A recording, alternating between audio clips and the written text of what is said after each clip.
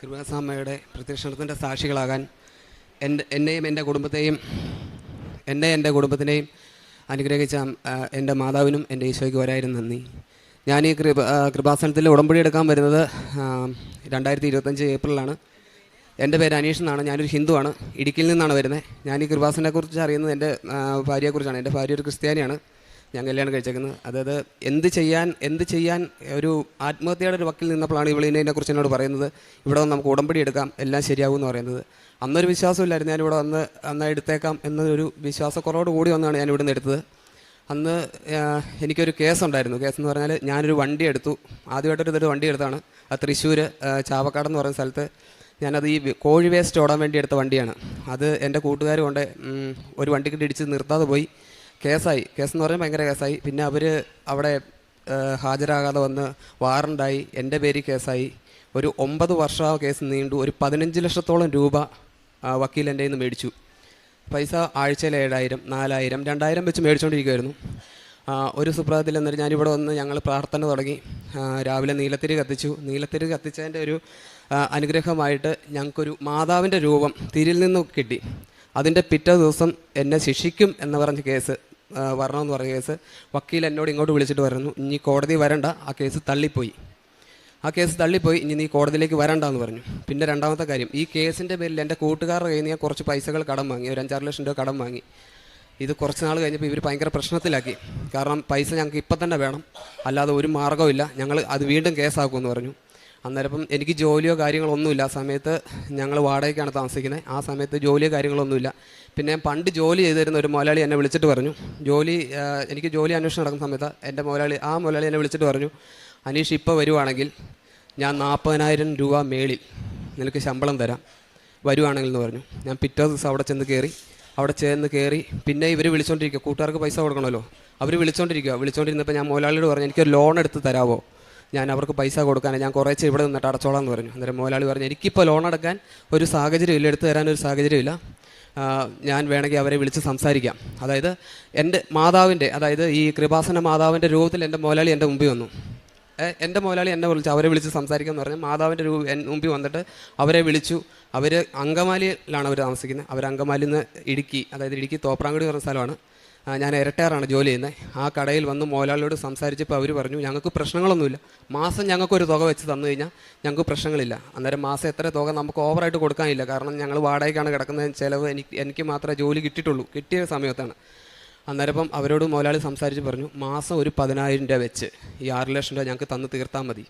അതെനിക്കും ആശ്വാസമായി, അവർക്കും ഒരു പ്രശ്നം. ആ പ്രശ്നങ്ങൾ അവിടെ തീർന്നു. കടബാധ്യത ആ പ്രശ്നം അങ്ങ് തീർന്നു. പിന്നെ ഞങ്ങൾക്കൊരു വീടില്ല, സ്വന്തമായിട്ട് കിടക്കാനായിട്ടൊരു വീടില്ല. സ്ഥലം എന്ന് പറഞ്ഞാൽ ഇടുക്കിയിലെ സ്ഥലങ്ങൾ എല്ലാവർക്കും അറിയാമെന്ന് എനിക്ക് തോന്നുന്നു.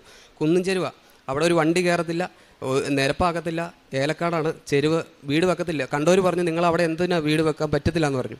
അന്നേരം എല്ലാം നമുക്ക് വീട് വെക്കുന്നതിനെക്കുറിച്ച് ആലോചിച്ചില്ല. അന്നേരം ഇവള് പറഞ്ഞു, നമുക്ക് കൃപാസനത്തിൽ പോകാം, ഇവിടുത്തെ മണ്ണെടുത്തിട്ട് നമുക്ക് അവിടെ കൊണ്ട് ഇട്ട് നോക്കാമെന്ന് പറഞ്ഞു.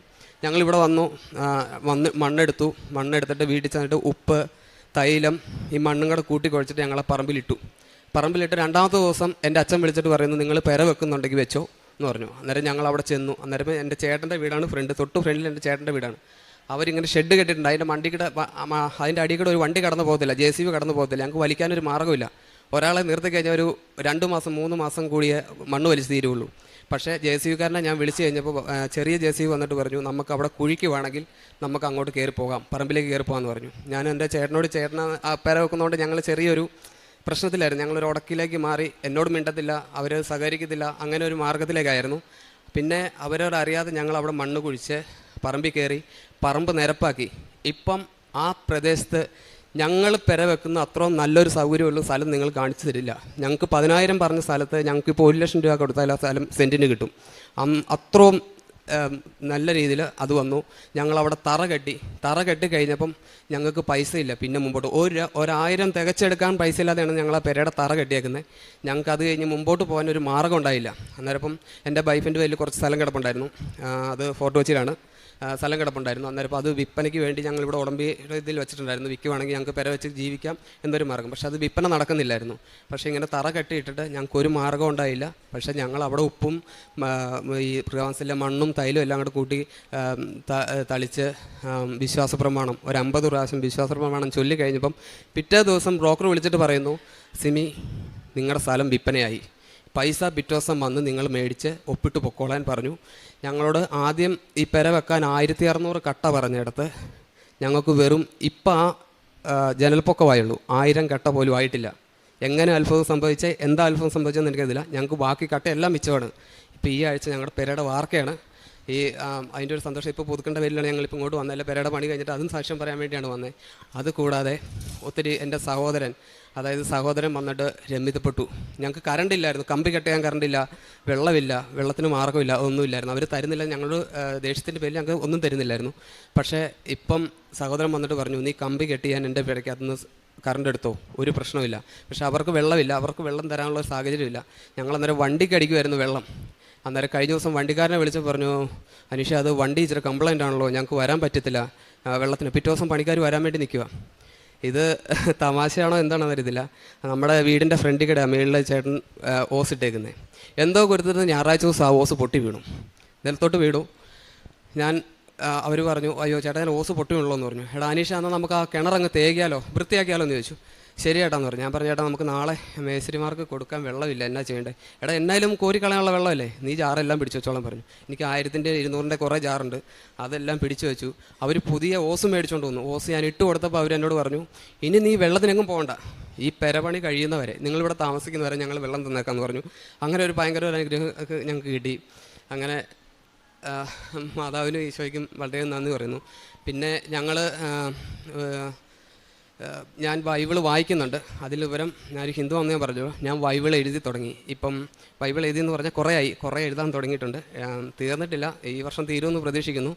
അതുകൂടാതെ ഞങ്ങൾ ആശുപത്രികളിൽ ഞങ്ങളെ കൊണ്ട് പറ്റുന്ന പോലെ, കാരണം എനിക്ക് മാത്രമേ ഇപ്പോൾ ജോലിയുള്ളൂ, കാരണം ഞങ്ങളെ കൊണ്ട് പറ്റുന്ന പോലെ ഒരു 25 പേർക്ക് ഞങ്ങൾ ഫുഡ് എല്ലാ ദിവസവും ഞങ്ങൾ വീട്ടിൽ വെച്ച് പറ്റുന്ന രീതിയിൽ ഞങ്ങൾ കൊടുക്കുന്നുണ്ട്. പിന്നെ പത്രം ബസ് സ്റ്റാൻഡിൽ കൊടുക്കാറുണ്ട്, ആശുപത്രി കൊടുക്കാറുണ്ട്. അങ്ങനെയുള്ള സ്ഥലങ്ങളിൽ ഞങ്ങളെല്ലാം പത്രം കൊടുക്കാറുണ്ട്. ഞങ്ങൾക്ക് ഇത്ര അനുഗ്രഹം തന്ന അമ്മയുടെ, കാരണം എന്താ വെച്ചാൽ ഇപ്പം ഞങ്ങൾ വേറൊരു മേഖലയില്ല, കാരണം ഞങ്ങൾക്ക് വീടോ കാര്യങ്ങളോ ഒന്നും ഇല്ലാത്തടത്ത് ഇത്ര അനുഗ്രഹം തന്നത് എൻ്റെ മതവിശ്വാസത്തിൽ ഞാൻ വിശ്വാസിച്ച് എനിക്കിട്ട് കിട്ടിയിട്ടില്ല. ഇവിടെ വന്ന് ഉടമ്പടി എടുത്ത് രണ്ടാഴ്ച കഴിഞ്ഞപ്പോൾ തൊട്ട് എനിക്ക് അനുഗ്രഹത്തിൻ്റെ ഇതാണ്. ഇത്രയൊക്കെ പറഞ്ഞതിന് എൻ്റെ ഈശോയ്ക്കും. ഇത്ര നാൾ ഞാൻ 9 മാസമാണ് വാടക വീട്ടിൽ താമസിച്ചത്. ഇപ്പം ഞങ്ങളൊരു 3 മാസമല്ല ഷെഡിലേക്ക് മാറിയിട്ട് ഇപ്പോൾ അടുത്ത ആഴ്ച എൻ്റെ വീടിൻ്റെ വാർക്കയാണ്. കാരണം 600 സ്ക്വയർ ഫീറ്റുള്ള, എന്നാൽ പോലും അടുത്ത ആഴ്ച ഞങ്ങൾ ഈ മാസം അവസാനത്തേക്ക് ഞങ്ങൾ വീട്ടിൽ കയറും. ഞങ്ങൾ അത്ര അനുഗ്രഹം ഞങ്ങൾക്ക് കിട്ടിയിട്ടുണ്ട്. ഡെയിലി ഞങ്ങൾ ബൈബിൾ വായിക്കാറുണ്ട്, ജപമാല ചൊല്ലാറുണ്ട്. ആദ്യമൊന്നും എനിക്കറിയത്തില്ലായിരുന്നു കേട്ടോ, കാരണം ഇത് ചൊല്ലാൻ നല്ല അവൾ എന്നെ പഠിപ്പിച്ചു തന്നു. ഞാൻ 2-3 ദിവസം കൊണ്ട് ഞാൻ പഠിച്ചെടുത്തു. കാരണം ഞങ്ങളിപ്പം ഞങ്ങൾ കുർബാനയ്ക്ക് പോകുന്നുണ്ട്. കാരണം എന്താ വെച്ചാൽ അടുത്ത പള്ളി ഉണ്ടാവുകൊണ്ട് പോകാം. എനിക്ക് ഞായറാഴ്ച ദിവസം മാത്രമേ ഒഴിവുള്ളൂ. ഞായറാഴ്ച ദിവസം ചിലപ്പോൾ ഒഴിവ് കിട്ടുള്ളൂ, എല്ലാ ദിവസവും ചെല്ലണം. പക്ഷേ ഇപ്പം 40 രൂപ എന്ന് പറഞ്ഞാൽ എനിക്ക് ഇനി ഒരു മാസം കൂടെ കഴിയുമ്പോൾ പുള്ളി ഓണം കഴിയുമ്പോൾ വീണ്ടും കൂട്ടി തരാമെന്ന് പറഞ്ഞാൽ അതിൽ കൂടുതൽ നല്ല ജോലി എനിക്ക് കിട്ടാനുമില്ല. ഭയങ്കര അനുഗ്രഹമാണ് കിട്ടിയത്. എൻ്റെ ഈശോയ്ക്കും എൻ്റെ അമ്മയ്ക്കും മാതാവിനും ഒക്കെ നന്ദി, 1000 നന്ദി പറയുന്നു. എൻ്റെ പേര് സിമി. ഇത്രയധികം അനുഗ്രഹം തന്ന ഈശോയ്ക്ക് മാതാവിന് 1000 നന്ദി. ഞാനിവിടെ പഠിക്കുമ്പോൾ 10ാം ക്ലാസ് കാലം തൊട്ടേ കൃപാസനത്തിൽ വരുവാണ്. അതിനുശേഷം ഇപ്പോൾ ഹസ്ബൻഡിനായിട്ടൊക്കെ വന്ന് ഇതുപോലെ വലിയൊരു സാക്ഷ്യം പറയാനായിട്ട് മാതാവ് അനുഗ്രഹിച്ചു. ഇതൊക്കെ മുമ്പ് ഇത്രയും വർഷങ്ങൾക്ക് മുമ്പ് ഇപ്പോൾ 3-4 വർഷമായിട്ടുള്ള അങ്ങനെ കൊണ്ടുപോയി ഒത്തിരി പേര് ഞാൻ കൃപാസനത്തിൽ എൻ്റെ നാട്ടിൽ വെച്ച് വണ്ടി എടുത്ത് എന്നെ കൊണ്ട് പറ്റണ രീതിയിൽ എനിക്ക് അന്ന് ജോലിയൊന്നും ഉണ്ടായില്ല. ഞാൻ ഒരു വലിയൊരു സാക്ഷി അന്ന് ഞാൻ പറഞ്ഞിട്ടുണ്ടായിരുന്നു. അന്ന് ജോസഫച്ചനെ പോയി കണ്ടിട്ട് എനിക്ക് ഒത്തിരി പേര് ഇൻ്റർവ്യൂ, ഒരു 10-25 പേര് ഇൻ്റർവ്യൂ അറ്റൻഡ് ചെയ്തതിൽ സെലക്ട് ആയത് ഞാൻ മാത്രമായിരുന്നു. അന്ന് തൊട്ട് അനുഗ്രഹങ്ങൾ എന്നും മാതാവ് എൻ്റെ കൂടെ ഉണ്ടായിരുന്നു. ജപമാല എന്നുള്ളത് മാത്രം മുടക്കത്തില്ല. ഒരുപാട് എന്താ പറയുക, നമുക്ക് സഹനം തരും. പക്ഷെ ജപമാല എന്ന് പറഞ്ഞൊരു ആയുധം, അത് ഭയങ്കര ഒരു ആയുധം തന്നെ.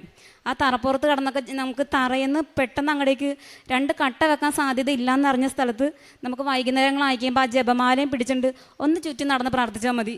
2 ദിവസം മതി. അങ്ങോട്ട് എന്താ സംഭവിച്ചെന്ന് അറിയത്തില്ല. ഇപ്പം അവിടങ്ങളെല്ലാവരും പറയണത് ഇങ്ങനൊരു സ്ഥലം, ഇങ്ങനൊരു വീട് ആയല്ലോ എന്ന് പറയുമ്പോൾ എല്ലാവരുടെയും കണ്ണു തള്ളി പോവുക. നമുക്കൊന്നും പറയാൻ പറ്റുള്ള ഈ അവസരത്തിൽ ഈശോയ്ക്ക് അമ്മയ്ക്ക് 1000 നന്ദി. എൻ്റെ ആയുസ്സുള്ള കാലം അത്രയും ഇവിടെ കൃപാസനത്തിൽ വരും, പറ്റണ അത്ര മക്കളെ ഇവിടെ കൊണ്ടുവരും. അത് തന്നെയല്ല, വലിയൊരു അത്ഭുതം എന്ന് പറഞ്ഞാൽ ഞങ്ങൾക്ക് വെള്ളമില്ല. വെള്ളമില്ലെന്ന് ഞാൻ പറഞ്ഞായിരുന്നല്ലോ. രാവിലെ മേസ്തിരിമാർ പണിയാൻ വരും, കട്ട കെട്ടിയിട്ട് പോകും. ഞങ്ങൾക്ക് അന്നേരം പിറ്റേ ദിവസം രാവിലെ വെള്ളം ഒഴിക്കണം. ഞങ്ങൾക്ക് വെള്ളമില്ല, പിറ്റേ ദിവസം ഒഴിക്കാനുള്ള വെള്ളമില്ല, വണ്ടിക്ക് കൊണ്ടുവന്നാലേ അടിക്കാൻ പറ്റത്തുള്ളൂ. പക്ഷേ ഇവർ പോയി പണിത് കഴിഞ്ഞ് ഒരു അരമണിക്കൂർ കഴിയുമ്പം നല്ല മഴ പെയ്ത് ഞങ്ങൾക്ക് പിറ്റേ ദിവസത്തേക്ക് വെള്ളം ഒഴിക്കണ്ട. ഇത് ഒരു 4 ദിവസം 5 ദിവസമായി ഇങ്ങനെ തന്നെ. ഇപ്പോഴല്ല മഴയായത്. അതിന് മുമ്പ് ഒരു 15 ദിവസം മുമ്പത്തെ കേസാണ് പറഞ്ഞത്. ഇവർ കട്ട കെട്ടിയിട്ട് പോകും, മഴ പെയ്യും, രാത്രി മാത്രം മഴ, അവർ വരും, മഴ മാറും. അത് ഞങ്ങൾക്ക് ഭയങ്കര ഒരു അനുഗ്രഹമാണത്. വാസയോഗ്യമായ നഗരത്തിലെത്തുവോളം അവരെ അവിടുന്ന് നേർവഴിക്ക് നയിച്ചു. സങ്കീർത്തനം 107 7-ാം വചനമാണ്.